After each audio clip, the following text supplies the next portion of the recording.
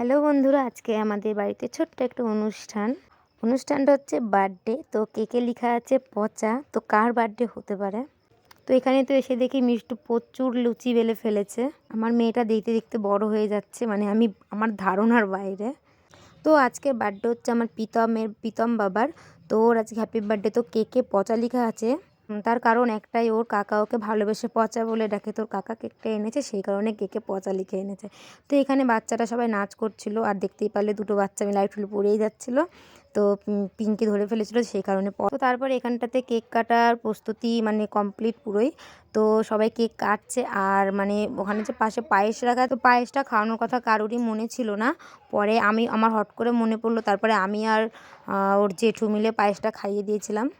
তো তারপরে খাওয়া দাওয়া ছিল। তো চলো, ভিডিওটা কেমন লাগলো অবশ্যই কমেন্ট করে জানিও। আর নেক্সট ভিডিও দেখার জন্য সবাই চ্যানেলটা সাবস্ক্রাইব করে দাও।